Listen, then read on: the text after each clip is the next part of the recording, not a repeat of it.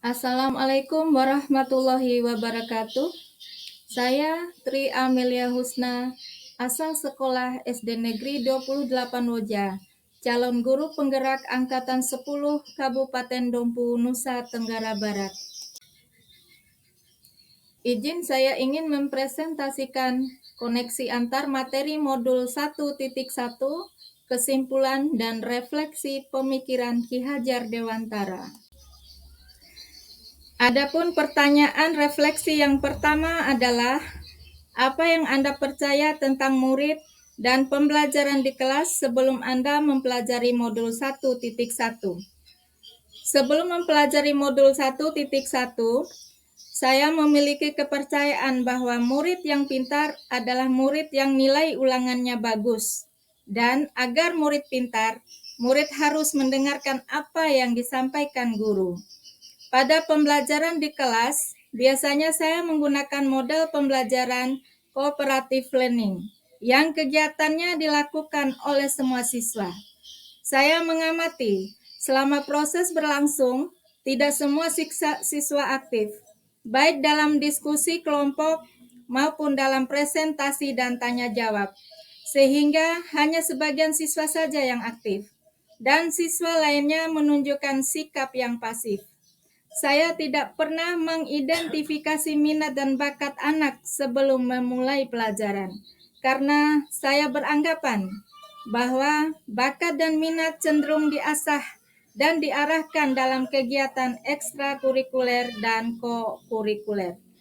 Saya mengira bahwa untuk meningkatkan hasil belajar siswa yang rendah hanya dapat dilakukan dengan kegiatan remedial, walaupun nilai remedial yang diperoleh justru lebih kecil dari sebelumnya. Hal itu bisa saya bantu dengan memberikan beberapa tugas kepada anak.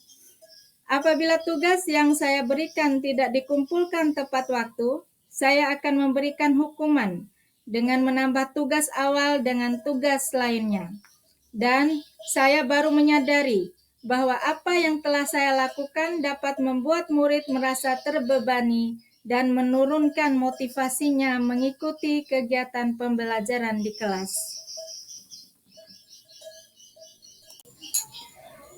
Adapun pertanyaan refleksi yang kedua, apa yang berubah dari pemikiran atau perilaku Anda setelah mempelajari modul ini?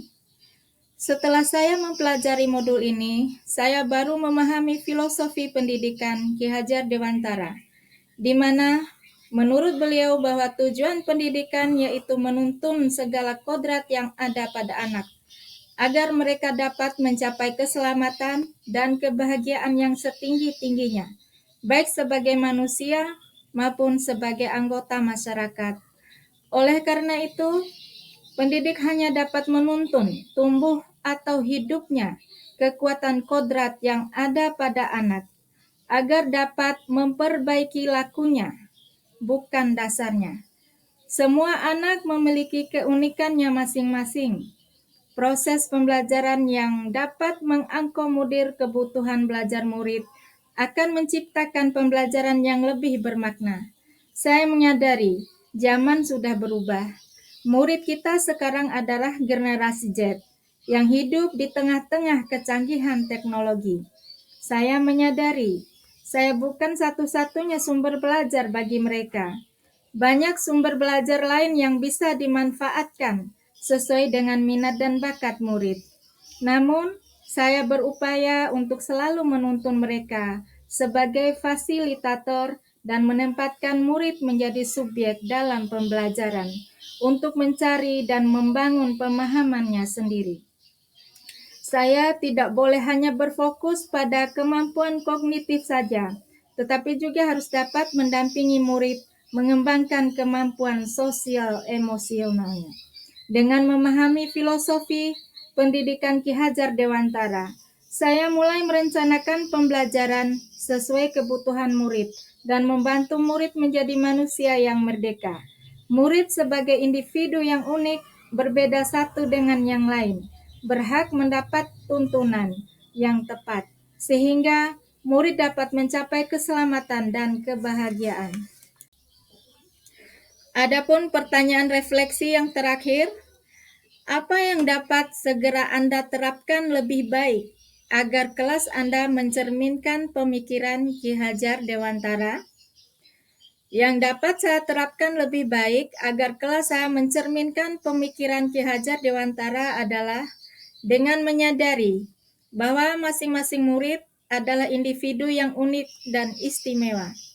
Mereka memiliki potensi, bakat, minat, dan karakter yang berbeda. Untuk itu, saya harus mampu mengenali keunikan tersebut sebelum melaksanakan proses pembelajaran di kelas. Dengan memahami makna slogan Ki Hajar Dewantara, yaitu Ing ngarso sung tulodo, guru harus memberikan contoh yang baik. Ing madio mangun karso, guru harus memberikan semangat pada murid. Tuturi handayani, guru harus memberikan dorongan menjadikan murid mandiri. Sebagai guru, saya berupaya untuk menjadi penuntun bagi mereka untuk mencapai kekuatan kodratnya sesuai dengan alam dan zaman. Pembelajaran yang saya lakukan di kelas harus berpihak pada murid dengan menempatkan mereka sebagai subjeknya, menciptakan pembelajaran yang menyenangkan melalui pemilihan media pembelajaran yang bervariasi, serta selalu menanamkan nilai-nilai budi pekerti pada setiap kegiatan pembelajaran, sehingga nantinya mereka tidak hanya cakap secara intelektual saja, tetapi juga cakap secara sosial emosional. Saya harus mampu menjadi teladan dalam penanaman nilai karakter, baik dalam bersikap maupun bertutur kata, serta selalu berupaya menebalkan kebiasaan 5S, senyum, salam, sapa, sopan, dan santun dalam keseharian. Dengan menjadi guru yang berkarakter baik, murid akan meniru, sehingga dapat menjadi murid yang berkarakter lebih baik lagi. Saya harus menjadi guru yang lebih sabar dan ikhlas dalam mendampingi murid dan memberikan pelayanan yang terbaik bagi mereka. Tidak memberikan teguran atau sanksi yang keras, namun berupaya mengamongi murid agar menumbuhkan rasa nyaman, bukan rasa takut. Karena guru yang baik adalah guru yang disenangi, dihormati, dan disegani, bukan guru yang ditakuti. Sekian pemaparan dari saya. Terima kasih. Wassalamualaikum warahmatullahi wabarakatuh.